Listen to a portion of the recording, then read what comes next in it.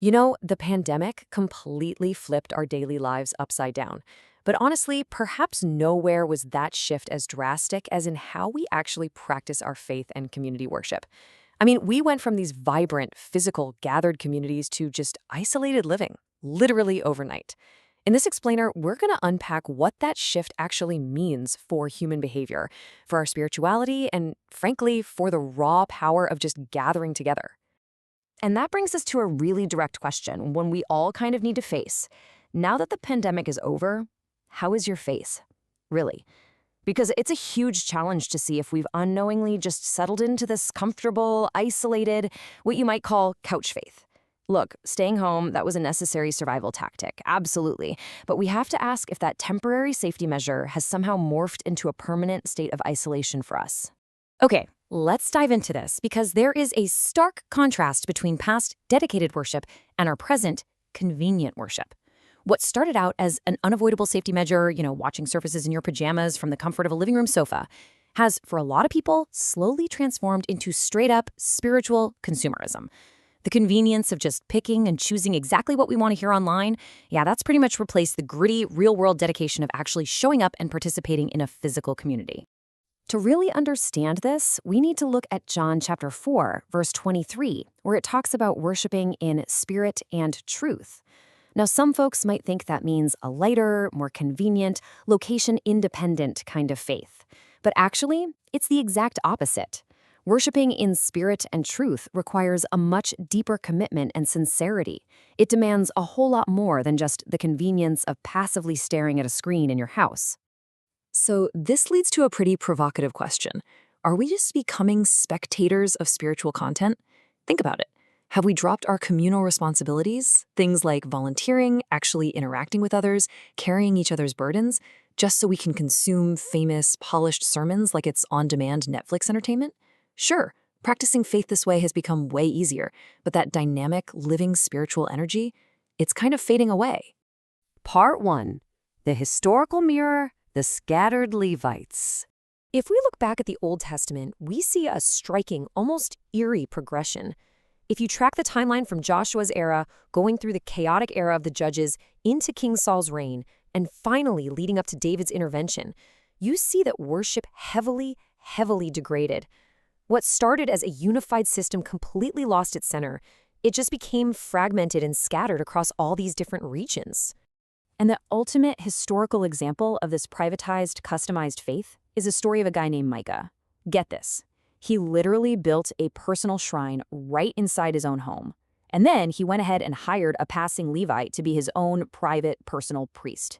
He essentially customized his entire religion just to fit his personal needs, his comfort, and his preferences. Sound familiar? And this brilliantly illustrates the core issue we're talking about today. In Judges 17:13, Micah actually says, "Now I know that the Lord will prosper me because I have a Levite as priest." His faith had become purely transactional. I mean, this ancient mindset perfectly mirrors our modern, on-demand spiritual consumption. Faith gets used as a tool for personal comfort and a guaranteed blessing, rather than an act of true community devotion. Part 2. David's spiritual decision, the grand gathering. So how in the world did King David solve this massive fragmentation?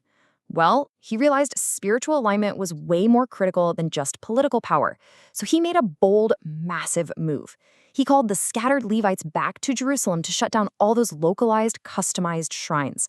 And the number of people he mobilized is absolutely staggering. 38,000. 38,000 people. That was a monumental effort to pull thousands of individuals away from their comfortable, localized lives and bring them back to one central unified purpose. Now, what's really interesting about this slide is that within those 38,000 people, no one was just a spectator. Look at this breakdown.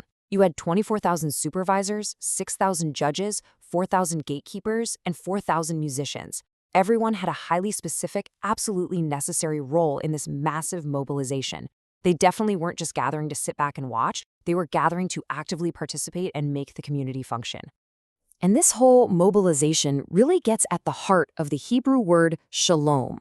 Now, we usually just translate that as peace, right? But its true depth means wholeness, completion, and literally being in the right place. True shalom isn't just some warm inner feeling of tranquility. It's the actual physical act of finding your proper intended place within the gathered physical community of worship. Just think about those 4,000 gatekeepers for a second. Psalm 84:10 captures this perfectly. I would rather be a doorkeeper in the house of my God than dwell in the tents of wickedness. Think about that.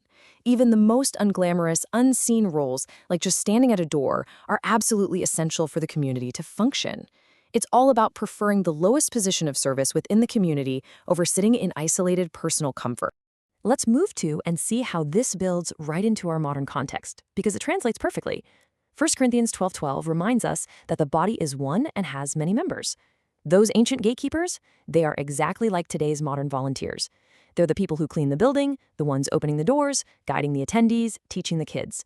Without these active, physical members coming together and doing the work, the community simply cannot stand. Part 3.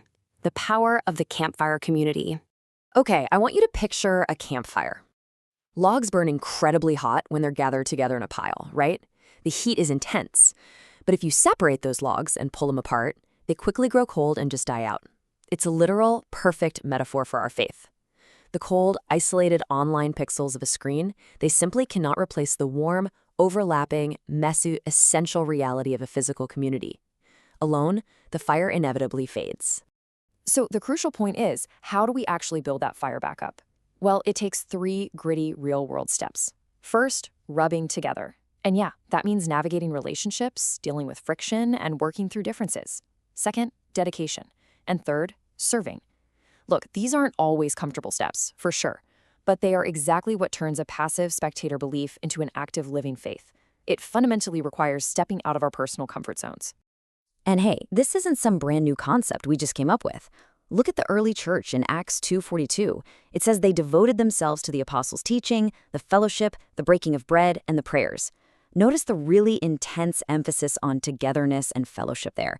Those early believers actively prioritized physical presence and shared communal lives way over any kind of isolated individual practice. Because honestly, this has always been the grand design. Revelation 2:13 says, "Behold, the dwelling place of God is with man." If you look from the Garden of Eden all the way to the end of Revelation, God's ultimate dream has always been a gathered physical community dwelling together, not a scattered collection of isolated individuals just staring at their screens. Which leaves us with one final, pretty provocative thought. Will you dismantle your comfortable personal shrine and return to the physical community? It's a real call to step out of that cozy comfort zone of couch faith. It's an invitation to embrace the messy, beautiful reality of physical gathering and reignite that campfire of community. So where will you choose to find your true center?